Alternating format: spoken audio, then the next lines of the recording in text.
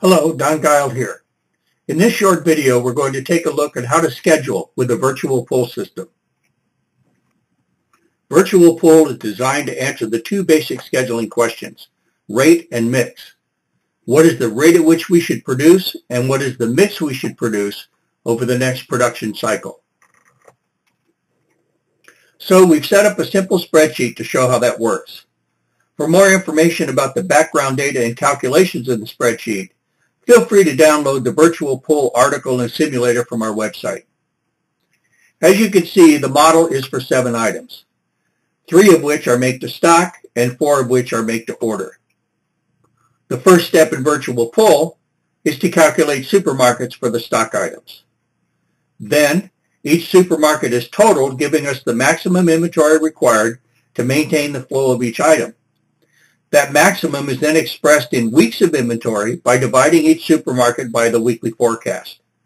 For example, on item 1, the maximum inventory is 19,980 divided by a forecast of 5,000 per week, or about 4 weeks worth of inventory. Likewise, for item 4, the maximum is 6 weeks of inventory, and for item 7, the maximum is 5 weeks of inventory. The next step will be to show the supermarkets graphically on what we call the fuel gauge. You'll see why it's called that in a minute. For item 1, we spread the 5,000 over 4 weeks. For item 4, it's 2,500 for 6 weeks. And for item 7, it's 4,000 for 5 weeks. Next, we bring in open customer order backlog. For item 2, you can see that we have customer orders for 200 due this week and 700 due in week 3. Also note for item 1, we have customer orders totaling 9,000 due in week 3. Virtual Pull is designed to show visibility of spiked customer demands beyond the forecast. In any event, we now have a graphic time-phased representation of demand. The next step is to look at supply. First, let's bring in on-hand inventories. As we did this, you notice that some of the cells in the fuel gauge are now red. Red means that that requirement in that period is covered by on-hand inventory. For example, look at item 1. We have 5,000 on hand, 5,000 forecast for the first week, so the cell is red. Look at item 2. We have 950 on hand, which covers weeks 1 and 3, and so on for all items. The next step is to bring in work in process. These are items which have started in production but are not yet complete. A yellow cell in the fuel gauge area indicates that that requirement is satisfied by a total of on-hand and work in process. For example, with item 1, the 5,000 on hand covers week 1, and the 5,000 in process covers week 2. Take a look at item 4. The 8,000 on hand covers week 1, but not week 2. When the 2,500 in process is added in, week 2 is now covered. As you can see, we now have a complete graphic representation of both current demand and current supply. It's now time to set the schedule. Before we set the schedule, notice that the rate of demand is 14,200 units per week, and the production cycle, calculated in the background, is 1 week. So in order to release the next cycle's worth of material, the planner must identify the next 14,200 units to release. The planner does this by adjusting the periods to cover on the fuel gauge, 1 week, 2 weeks, 3 weeks, and so on. This tells Virtual Pull how far into the future to reach to satisfy requirements not already covered by on-hand and in-process inventories. So let's start by releasing enough of each item to cover the first week. Notice the total quantity to release is 0. Why? Because the first week for all items is already covered by on-hand and in-process inventories. Let's try 2 weeks of coverage. You notice that we've generated releases for items 3 and 5, sufficient to cover their requirements in week 2. You also notice the green cells in the fuel gauge. Green indicates that the total of on-hand, in-process, and the release schedule is sufficient to cover that requirement. However, a 2-week horizon generates releases for only 4,083 units.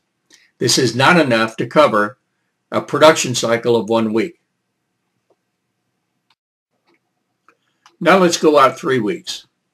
You can see now we've picked up releases for several more items. 9,000 of item 1, 2,700 of item 3, 500 of item 4, 1,383 of item 5, and 667 of item 7. And the total to be released is approximately 1 production cycle.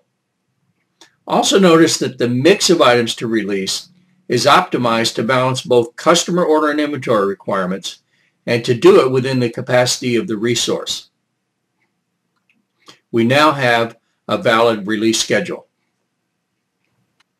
We thought it might be interesting to see what happens if we go out 4 weeks. Notice that the total release is almost 2 production cycles worth, and it's just not necessary to schedule that far ahead. Also notice, if you look at item 1, that the total supply of 24,000 now equals the total demand on the fuel gauge. We're filling the supermarket. But the question remains, how do we make sure that we don't overfill the supermarket? To test this, let's go out 5 periods.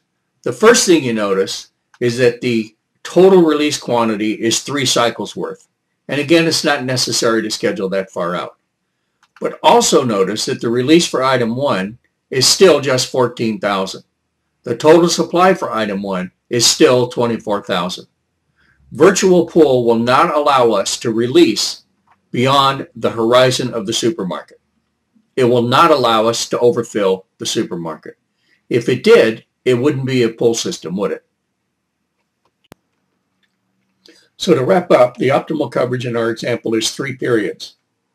This level loads the resource, gives us the most granular mix possible, and balances all of our inventory and customer order requirements. And since it's electronic, you have a visual schedule available anywhere on your network without the manual maintenance of Kanban cards and boards.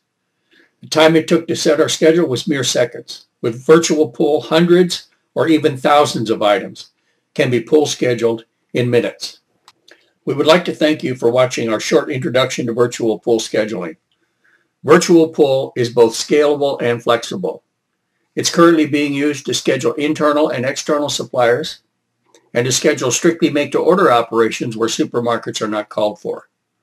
We believe no other pull system, manual or electronic, can match the effectiveness of Virtual Pull. We wish you luck in your pull Kanban efforts. Feel free to contact us if you have any questions or comments. Bye for now.